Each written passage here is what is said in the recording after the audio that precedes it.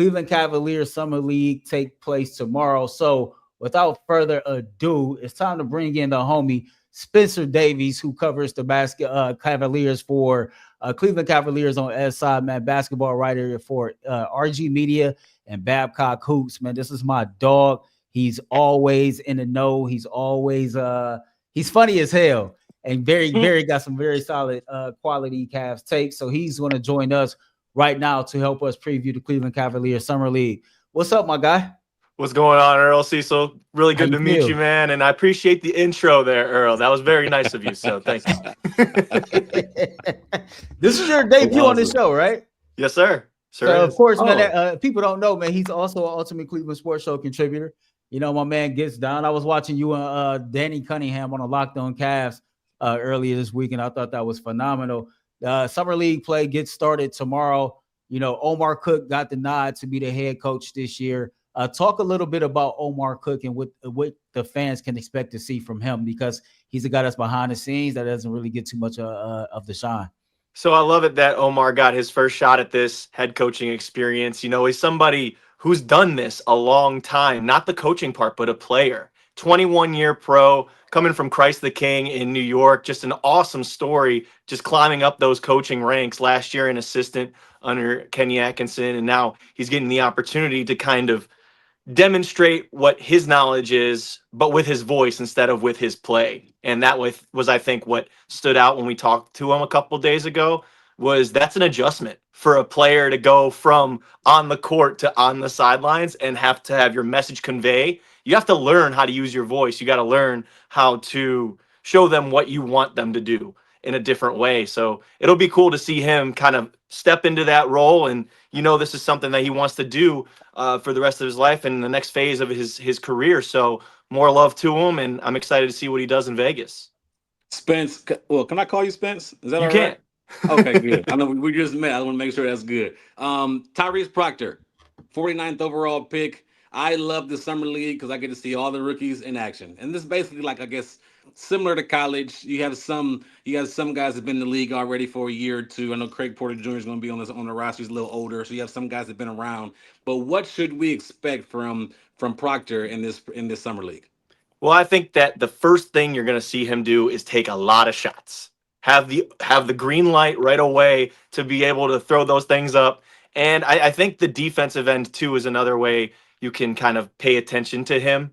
He's somebody that really has a lot of experience of playing with winning players, the way that he's been at Duke the last 3 years and a lot of NBA prospects. I think for his first couple years, it was an adjustment for him because he came over a year early from Australia. He was at the NBA Global Academy in Canberra, and he was playing with guys like and training with guys like Dyson Daniels, one of his best friends, Josh Giddey, all those guys that have made their names internationally. And he came over a year early, and that's a huge adjustment going from what he knows, coming over to the States and having to play for a very, very highly respected program like Duke. And we know just how much pressure there is playing and putting on that Blue Devil uniform.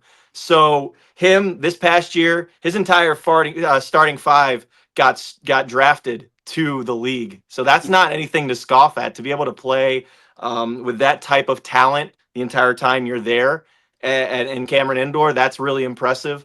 But as far as Summer League goes, I think they're just going to give him the green light, see what he's capable of. And look, you know, Craig Porter Jr. and Jalen Tyson, from what I understand, are only going to play 1 game, 2 game max. So he's going to have a chance to really showcase what he's capable of, I think, over this Summer League stint in these 5 games. I was going to ask about Jalen Tyson next. Why do you think that is? What led to that decision to only play those 2 games, those two guys about 1 or 2 games? Well, I feel like this is a good opportunity, and this is also what Summer League is about, is to put them in an environment where they have to take the lead.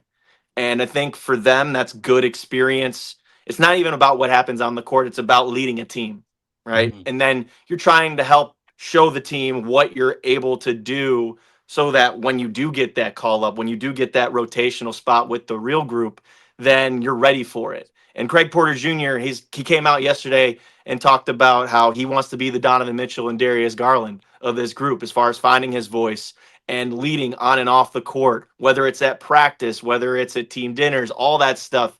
That is very important to exhibit because we know what these guys can do on the floor, but it's the stuff that comes with it that I think is important in professional sports. And Craig Porter Jr. is going to be on his third summer league, so he's not going to need all of those reps, I don't think. It's more about that leadership. It's more about that work ethic that they've been really pounding in and at training camp this week. And Jalen Tyson, for me, I think it's an opportunity for him to show a little bit more offensively.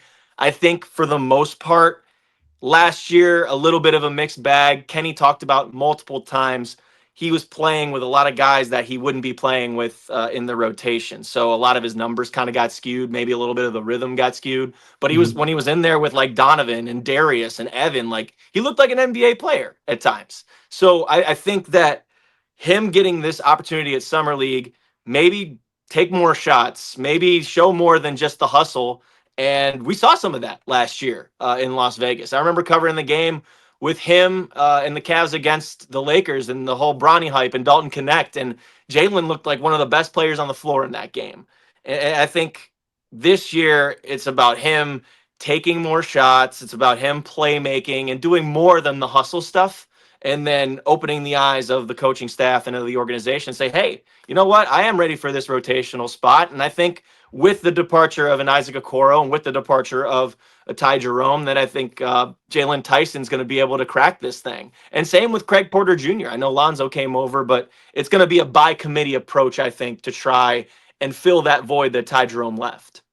I think that's where I wanted to go to. Here you talk about Craig Porter being another rotational piece, and even Tyrese Proctor probably can get in that rotational thing if he does that. He has a good training camp and a good summer league. Give me your thoughts on Lonzo Ball. If he can stay healthy, how good can he be for the Cavaliers? And then you mentioned, can Craig Porter, can Tyson, can Proctor, can these guys help with that rotational piece coming up forward? So I think like there's obviously a pecking order. I feel like Craig and Jalen would have the first kind of stint at that, and then Tyrese could work his way in just by being grandfathered in. That's just an opinion of mine. That's not anything, that I was talking to people about. But when it comes to Lonzo, I feel like it's a really good addition if he's healthy. Remember, we cannot forget or scoff at the fact that he's played 70 games over the last 4 years. That's not ideal. But Lonzo, talking to us, was very assured that his knee feels great. It's been more or less some bad luck with the wrist. That's not anything that's of concern. With Lonzo, you get a pass first guy. You get a very selfless player who just wants to hoop, quite frankly. Defensively, he's got one of the best basketball minds I think that we've watched since he's come into the league. He's just very much so aware. And I think that's the key word with Lonzo. He's a ball mover. He does not let it stick. He'll take shots, but he's going to be looking to get everybody else to eat first before he does. And I think that's really solid to be kind of an engine of that second unit. I think that his most endearing quality in my eyes is just a basketball junkie. I love how he launches the ball up the floor. How many times in the finals did you see Tyrese Halliburton throw those three-quarters court passes? We've seen it here in Cleveland with Kevin Love when he does that whole home run pass thing. Lonzo, he's able to fit him into crevices that you would not think would be possible. He's also somebody that is going to get it up the floor, make sure guys get quick shots, good shots, and he can rebound too.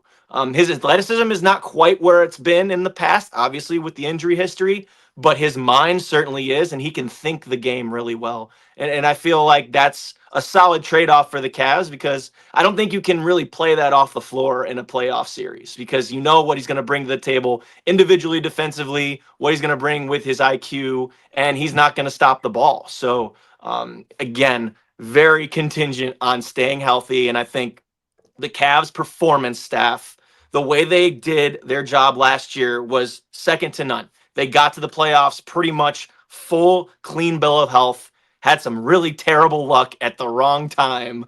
But their whole plan of getting to that point, I think, was pretty much flawless. So I think it'll be good for him. I think it'll be good for Larry Nance Jr., who's also dealt with that injury history. But Lonzo, I think, is as far as being a two-way player, as far as being someone that knows the game, really solid addition.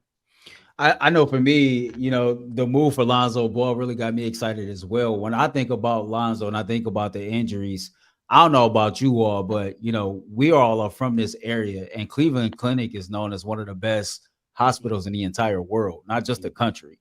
And so, whenever you have your professional sports team affiliated with one of the best hospitals in the entire world, it makes you feel a little bit better about injury and recovery and things like that.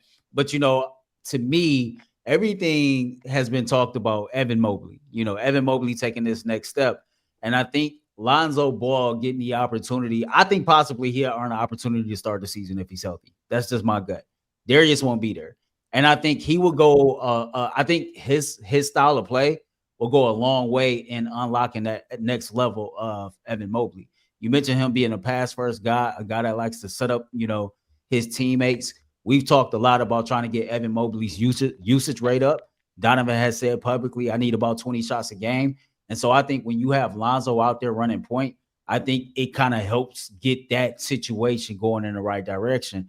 And then you talk about having a guy that, you can't really pick on the defensive side of the ball. I just think if Lonzo is healthy, we're going to learn a lot of what the Cleveland Cavaliers can do with that particular style of point guard, and it'll be interesting to see what he can add. You mentioned Larry Nance, right? You get a backup veteran big that can play off of Evan Mobley and Jared Allen, and same with him if he's healthy. You've seen him start taking more 3-point shots a game. You've seen that 3-point percentage rise from the corner. So I'm excited about the moves that Kobe Altman has made. When you look at the Cleveland Cavaliers offseason, how would you assess Kobe's moves? So I think with Ty Jerome and the Sam Merrill decision, the whole picking between the two, I'm still kind of indifferent on it. I think Ty Jerome is a hell of a scorer, and that's going to be hard to replace with just one guy. I see you, Earl. We know what it is over at Rocket Arena. Cecil, if I could tell you how many times I looked over at this dude, and he'd just be staring at me as soon as Ty would hit one of his floaters or a transition 3 pull-up every single time. One game, right? We sitting down, getting ready to do our thing. I looked over at Spencer. I tell Spencer, I said, Ty gonna drop 30 tonight off the bench. He just looked at me. I got the 28. He ain't get the 30. He did. He ended up with 28. That's cool. But that's tough to replace. Because it's somebody that can just come out and score as quick as he can and as volume as he can. And that floater, I think he was shooting damn near 60%. Feel like he didn't miss any until like February. So that's not easy to replace, but you just stylistically have to make a few changes. And I think that's where Kenny Atkinson comes in, where he's able to adapt to the talent that he has. And I think he's going to love Larry Nance Jr. in the 15 to 20 minutes that he needs him, whether it's at the 4 or the 5, or if he gets really wacky and plays him with Dean Wade and DeAndre Hunter. Like, you never know what he's going to do with that. So his playmaking ability, you mentioned it, Earl. Larry's been shooting the heck out of the ball over the last few seasons and became a really solid stretch big. But he's also somebody that's going to get you the tip-ins. He's going to get you the tip-backs. Find cutters from the middle of the floor. He's solid at dribble handoffs, so I can see plenty of sets where he's going to do that with Sam Merrill and guys that come around and try to create a little bit more juice in the half court.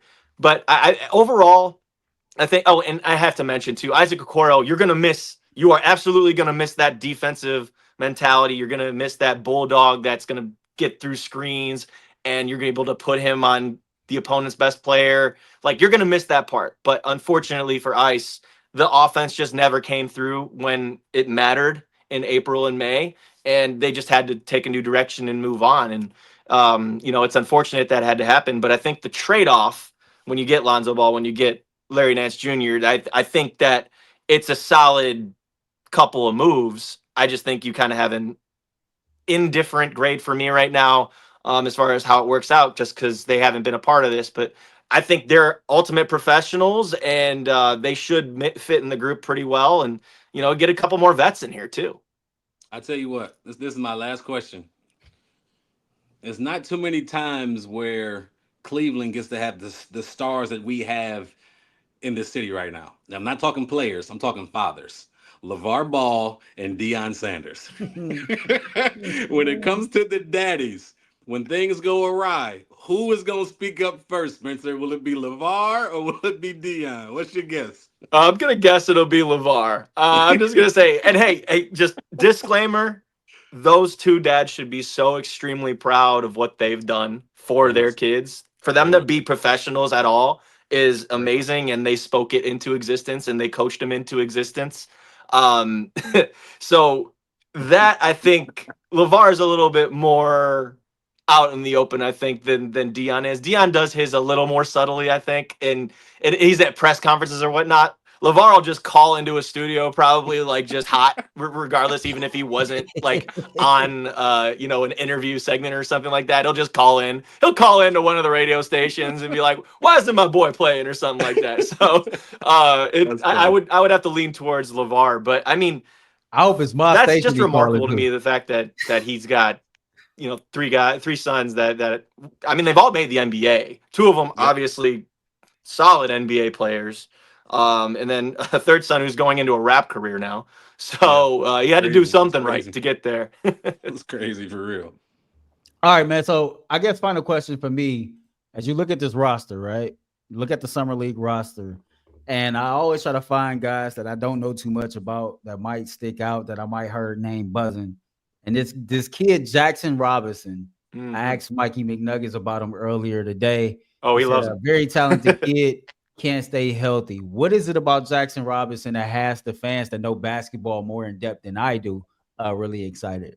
I think just the shooting element of it and the fact that he's got a little bit more seasoning to him as far as like his college career, playing for big time programs. And I think that the fact that he's got the size too, 6'7", 6'8", able to score the basketball, defend. I feel like this is a good audition for him to try and get from Exhibit 10 to two-way with that open spot. We know that Amani Bates obviously will not be a part of the team as a two-way contract player. So that spot's open and it's up for grabs. And as far as like other, summer league additions that I'm, just intrigued to watch, definitely Saliu Niang. I don't know if this guy's going to be over here at all ever in his career, but just being in the gym, he is long. He's like an Inspector Gadget, man. And he's like 18, 19 years old. That is a moldable piece of clay to me. And he's able to defend. He's able to slash. That jump shot is the stuff that they need to work on with him over in Italy at Virtus Bologna. There's a couple other names on there. Nochad Omar from Baylor, I think has some talent to him. But Summer League, remember, this isn't just an audition for the Cavs. This is an audition for every team around the league for them to get a job. And even outside of the league, there's European clubs watching. There's Puerto Rican clubs watching. There's Euro League clubs watching. So it's an important chance for them to showcase what they're capable of. And I look forward to seeing it. Collectively, Summer League is not usually the best basketball. And we saw that the first couple of days over in Salt Lake City. There were some very, very ugly shooting performances, but individually you can definitely find some diamonds in the rough, and I just love Summer League for just the camaraderie and the event itself. The networking is amazing, and you get to see a lot of people that you don't see very often, so I'm looking forward to being out there. He's Spencer Davies, man. Spencer, man, tell her where they can find your work before you get out of here. Yeah, I'm at Spin Davies on X and on Instagram. I have a YouTube channel with my guys over at Cleveland Cavaliers on SI. We got all the interviews that the Cavs do. We got all the podcasts we do, Courtside with Cavs on SI with Spencer German, produced by Anthony Maglin. We do that weekly. I'm also over at RG Media. I do got to give myself a little pat on the back. I had my first national breaking news story last week with Miles Turner and the contract details of what the Pacers offered him. That's 12 years in the industry, guys. I'm not going to lie. It's a good feeling. That's the first time I've ever done something like that. So, but that's up there. I also do draft work for Babcock Hoops, and as Earl said, some behind-the-scenes stuff for Ultimate 216, Ultimate Cleveland Sports Show, and hopefully you see more of me as the years go on. Awesome. He can cook a little bit too, just a little bit, but we ain't gonna go there. Just a little now. Just a little bit, just a little bit. Hey, bro, man, we appreciate you taking time out your day to join us, man. I'll talk to you soon. Yes, sir. Thank you, guys.